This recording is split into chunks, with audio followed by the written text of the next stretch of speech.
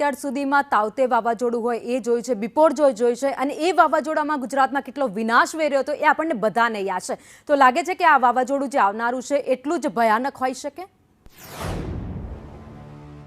તાવતે તો બહુ high speed વાવાઝોડું હતું, જબરદસ્ત હતું. એના પછી બિપોરજોય પણ આવ્યું હતું. પરંતુ આ પણ પાછો દરિયાના પ્રવાહ પર આધાર છે. દરિયાનો પ્રવાહ કેવો છે, દરિયાનું પાણી કેટલું ગરમ છે. 26-27 ડિગ્રીની ઉપર ગરમ રહે તો પવન વધારે ઝડપથી, કારણ કે લો પ્રેશર એરિયા બહુ વધારે જનરેટ થાય, આઈ જનરેટ થાય ને આસપાસ ગોળ વધારે ફરવાની તાકાત એને મળી રહે. હવા આવે તો પણ તાકાત મળી રહે, હ્યુમિડિટી આવે તો પણ તાકાત મળી રહે.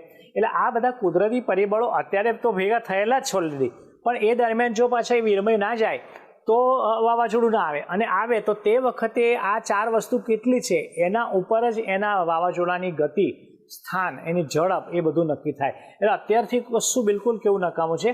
25મી-26મી મે પછી એનું સ્થાન, દિશા અને ગતિ નક્કી થઈ શકશે. અને એ અત્યારે ગુરુદેવે સલાહનું માનવું છે એ પ્રમાણે જો વાવાઝોડું સર્જાય તો અને તો જ 30-31 મે સુધીમાં આપણે ત્યાં ગુજરાતમાં પ્રવેશવાના ચાન્સીસ રહે. એ પણ 50-50%, કાં ઓમાન તરફ વળે કાં આપણી તરફ વળે. જ્યાં વળે ત્યાં વાવાઝોડું છે ભાઈ, એટલે અને કુદરત છે એટલે નુકસાન કરી પણ શકે, નુકસાન વેરી પણ શકે.